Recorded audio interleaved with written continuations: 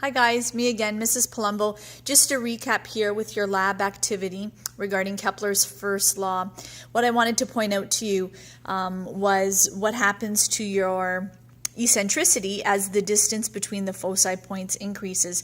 So what I've tried to do here is highlight in different colors. So the blue foci points represents 2 centimeters apart, then the 5, then the 7, and then you would have done a fourth ellipse with a foci distance of 9 centimeters. In the end, what you should have come away with was that eccentricity is equal to the distance between the foci points divided by the length of the major axis. When that value approaches 1, the ellipse becomes more flat. Okay, and so if it has a value close to 0, that tells you that it's closer to being a perfect circle. As you move away from 0 towards 1, that's telling you that the ellipse is becoming more elliptical. Okay, so that is what you should have noticed for Kepler's first law. Kepler's second law tells us that if we were to calculate the area covered by a planet as it orbits around the sun, we would notice that the planet sweeps out equal areas in equal intervals of time. So if we take a look here at the planet as it goes from here to here, okay, traces out a triangle with a certain amount of area, and then comparing it to when it's over here, starting from this point to that point, it traces out a certain amount of area as well. Now, the distance covered, at this point the distance is much larger, but the planet being closer to the sun. The reason why this happens is because of the sun's gravitational pull, so the planet has to pick up speed so that it doesn't get sucked into the sun. And so in comparison over here, because the planet is farther away from the sun, it can actually slow down its orbital speed. And so the amount of distance covered is less, but given that it's farther away, the amount of area, if we were to calculate it and compare this area to that area, would be equal. Okay, and that's what Kepler's second law tells us, that as a planet orbits the sun, it sweeps out equal areas in equal time.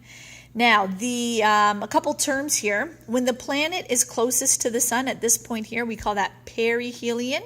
And again, that's when it's moving faster.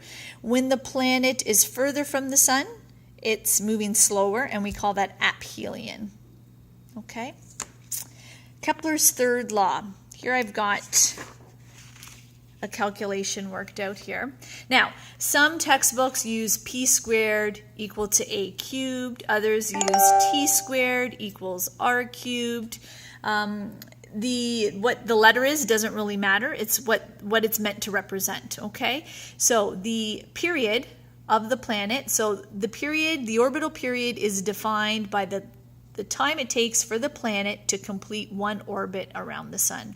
Now for Earth, that's 1 year, or 365.25 days, and it's equal to the cube of the distance of the planet in astronomical units from the sun. Now recall from an earlier study that 1 AU is equal to 150 million kilometers.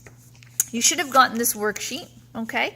And this was a practice of Kepler's third law, also known as the law of periods, also known as the harmonic law, because what Kepler came to discover is that when he compared a planet's period to its average distance from the sun, he got a value of 1 for all of the planets, okay? Might have been a little bit less, might have been a little bit more, but the ratio between the two was around 1. So there was some harmony to this law. So that's why it's called the harmonic law.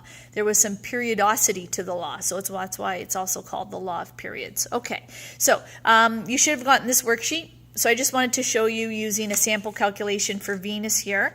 Okay, so if we take Venus's actual distance in astronomical units, 0.72, that goes into the A slot or the R slot. So that's what I've done here. Okay, so we're going to cube that. That's your answer.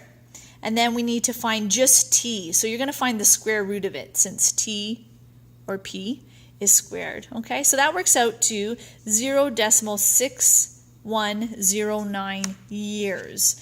Now, what does that mean in actual days? Well, if you take that value, 0.6109, and you multiply it by 365.25, because we want to equate it to Earth. Earth is the standard.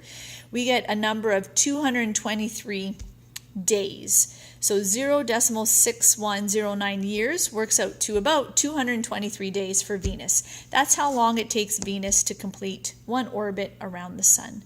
Okay, so there's a direct relationship here to a planet's distance from the sun to the time it takes the planet to orbit around the sun. Hopefully I've stated that clear enough. If you have any questions, send them my way.